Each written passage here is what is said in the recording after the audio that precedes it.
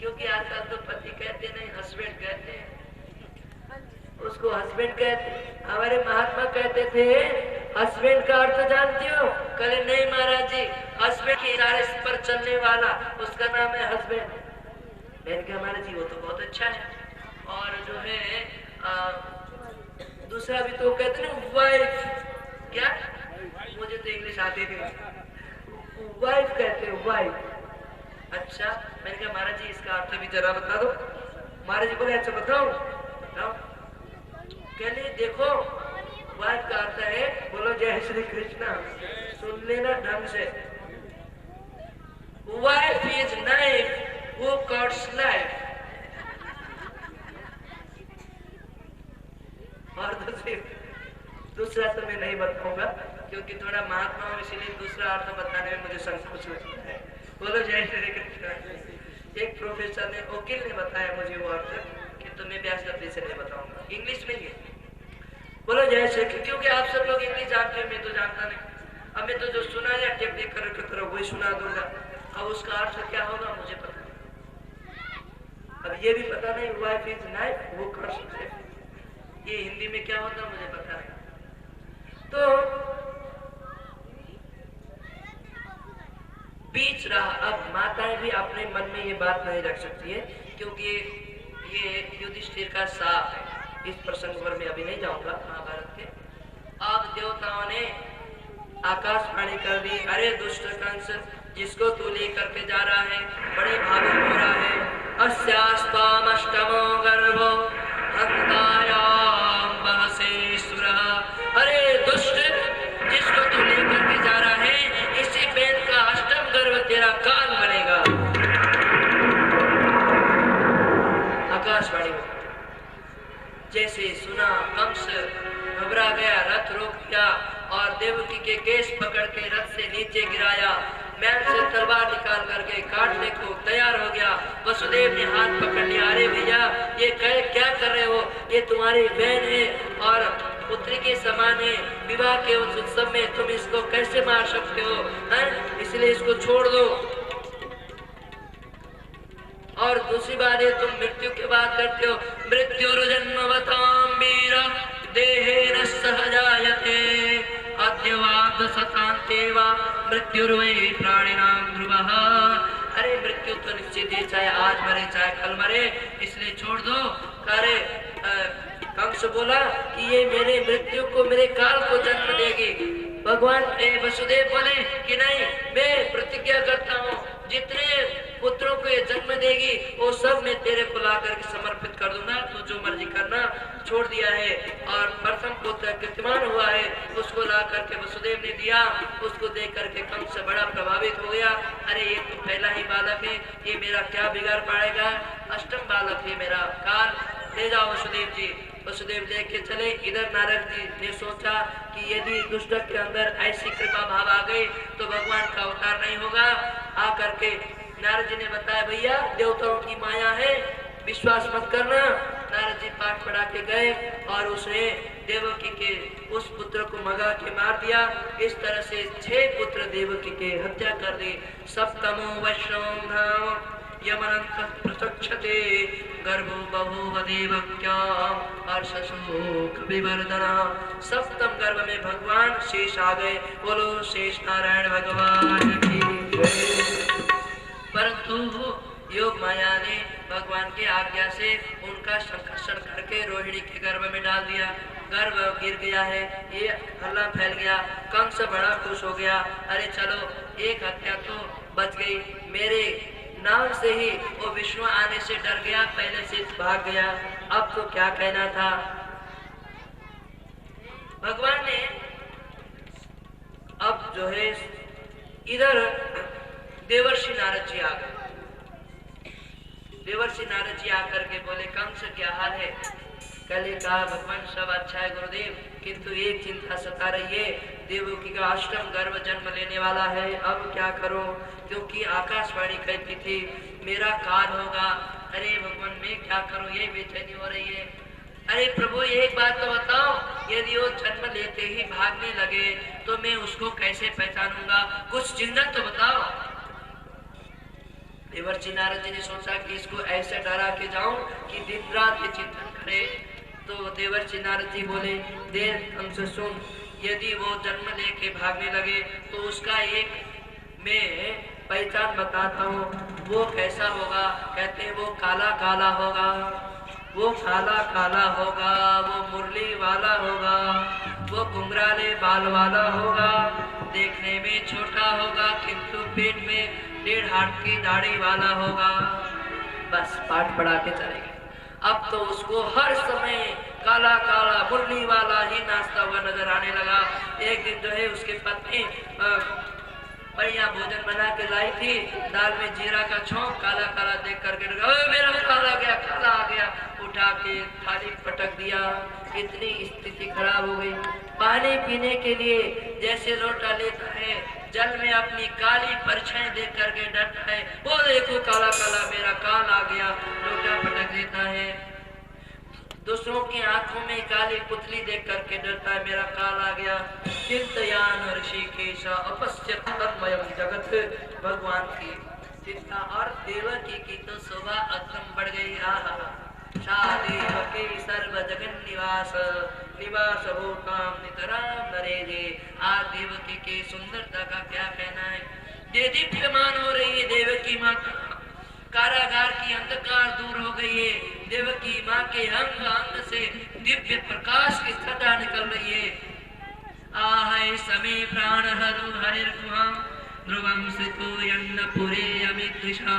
इस अद्भुत छटा को देख करके कंस समझ गया कि मेरे प्राण को हरने वाला हरता भगवान हरि इस देवकी के गर्भ गुहा में प्रविष्ट कर चुके हैं।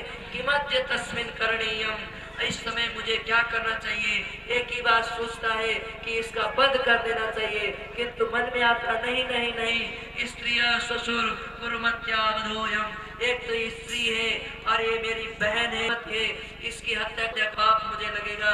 अरे इनकी 6 को ठिकाना लगा दिया और इसको भी ठिकाना लगा देंगे, मरना तो एक दिन पड़ेगा ही, किंतु मेरे जैसे पापी को मरने के बाद वर्षों तक लोग साथ देते रहेंगे, इसलिए मैं ये काम नहीं करूंगा। भगवान देवकी मैया के आगे आ जाता है तो भाव एकदम सुंदर हो जाता है, और घर जाता है तो माथा घूम जाती है, रिक्श नहीं लेना चाहिए भैया, इसको मार दो, रिक्श नहीं लेना चाहिए। फिर आता है तो देवकी मैया के पास आते ही वो जो है भाव बदल जाती है, क्योंकि गर्भगत भगवान का सानिध्य हो रहा है, इसलिए उसके भाव में बड़ी पवित्रता आने लगी। अब बैठते चलते फिरते हमेशा उसी का जो है चिंतन होने लगा। अब इधर देवताओं ने जब देखा भगवान आ गए गर्भ में, देवता आ गए स्वागत करने के लिए। स्वागतम कृष्ण शरणागतम कृष्ण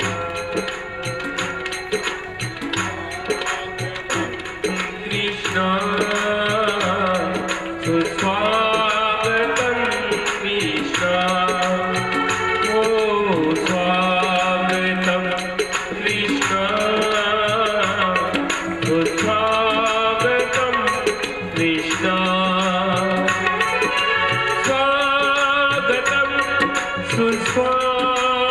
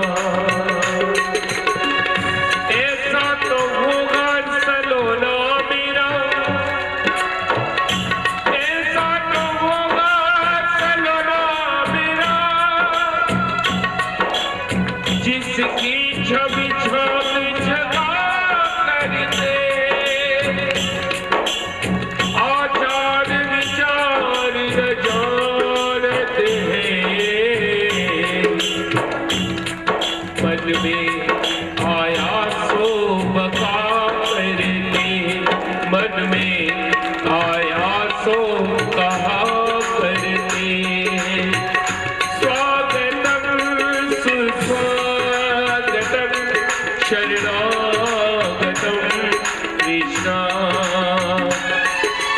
स्वागतं सुस्वागतं शरणागतं कृष्ण स्वागतं कृष्ण शरणागतं कृष्ण ओ स्वागतं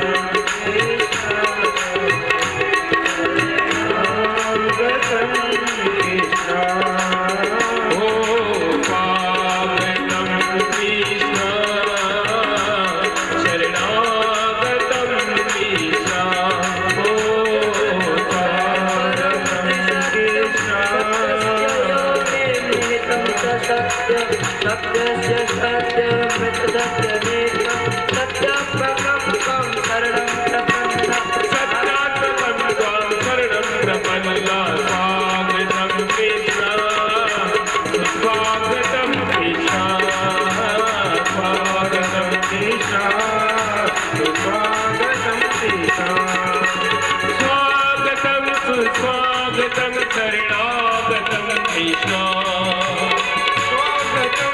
स्वागतं शरणागतं कृष्ण ओ स्वागतं कृष्ण शरणागतं कृष्ण ओ स्वागतं कृष्ण शरणागतं कृष्ण स्वागतं सुस्वागतं शरणागतं कृष्ण स्वागतं सुस्वागतं शरणागतं कृष्ण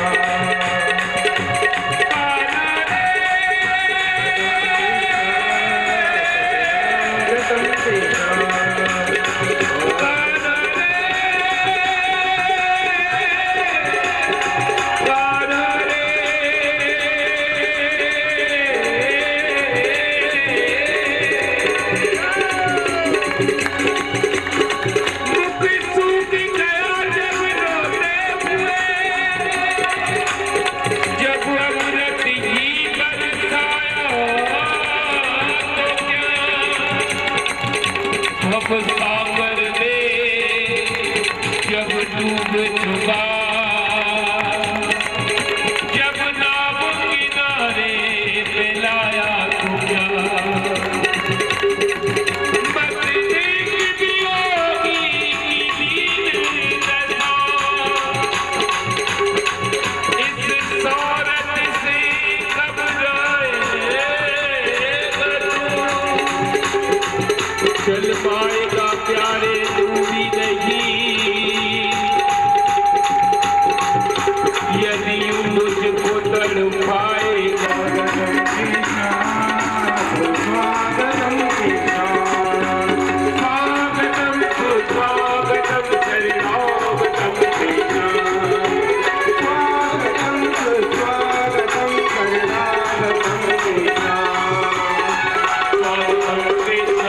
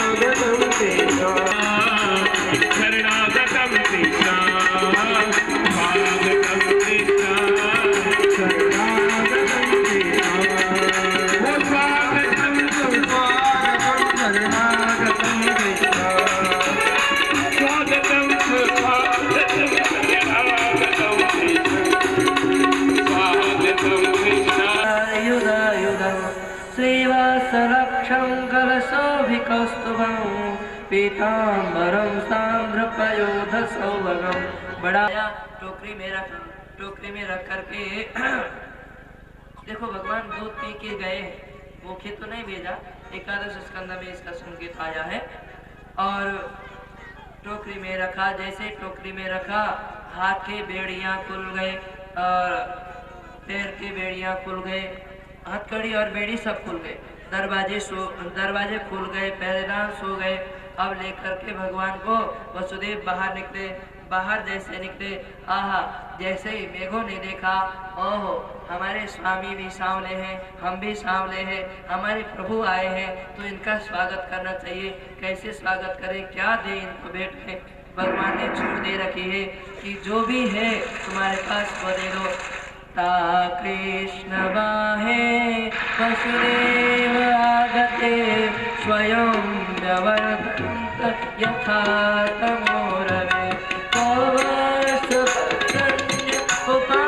सुगर्भित चेतन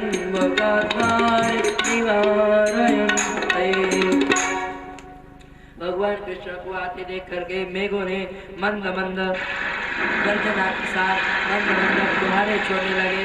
जब भगवान शेष ने देखा कि ये हमारी सरकार अभी छोटे हैं और ये बादल बारिश करा रहे हैं, तो आप हजारों फन काट करके भगवान कृष्ण को छत्र करते हुए जा रहे हैं।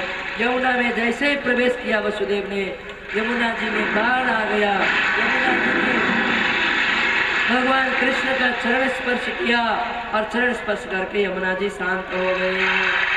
और वसुदेव जी आ गए नंदा के घर में। आके यशोदा की लाली थी, लाली की जगह लाले को सुलाया और लाली को लेकर के आ गए।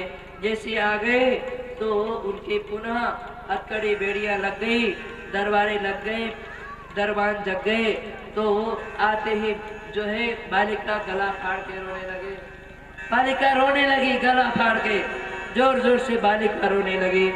बालिका के रोने की आवाज सुन करके गृहपाल दौड़ के गए, कंस को सूचना दी। कंस दौड़ करके आया, देवकी के हाथ से उस बालिका को छीन करके पत्थर, अरे दुष्ट, तुम मुझे क्या मारेगा?